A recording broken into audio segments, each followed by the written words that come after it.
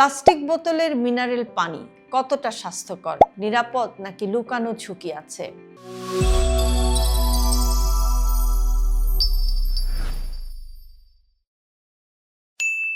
আপনি কি কখনো পানির বোতল খুলে ভাবেন যে এই পানিটা কি সত্যি নিরাপদ? প্লাস্টিক বোতলের মিনারেল পানি আজকে আমাদের দৈনন্দিন জীবনের একটা অংশ, কিন্তু প্রশ্ন হলো, এটা কি প্রতিদিন খাওয়া নিরাপদ নাকি ধীরে ধীরে এটা আমাদের শরীরের ক্ষতি করে?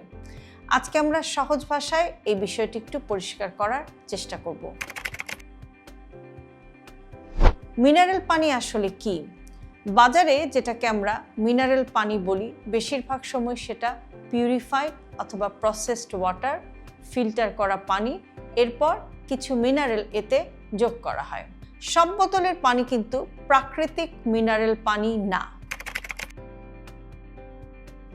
প্লাস্টিক বোতলের ঝুঁকিটা কোথায়?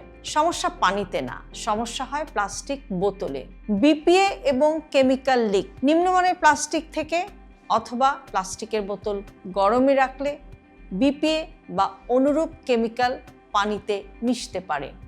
এগুলো হরমোনের ভারসাম্য নষ্ট করতে পারে।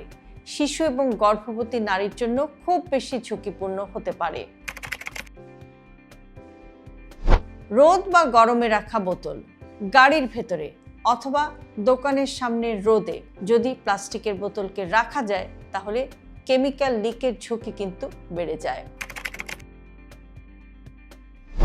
গবেষণায় দেখা গেছে বোতলের পানিতে মাইক্রোপ্লাস্টিক কণা থাকতে পারে, যা দীর্ঘমেয়াদে শরীরের ভেতরে জমতে পারে।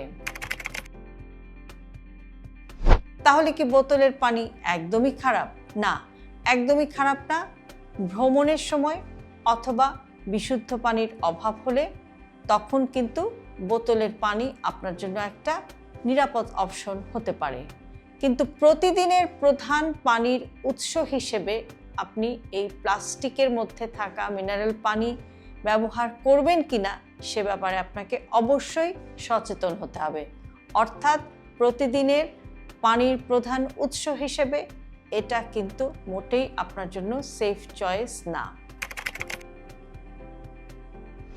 কিভাবে নিরাপদে বোতলের পানি আপনি খেতে পারেন? বিশ্বস্ত ব্র্যান্ডকে বেছে নিন।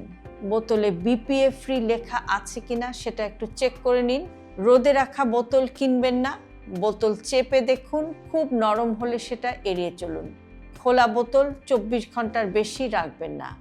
একই বোতল বারবার রিফিলও করবেন না।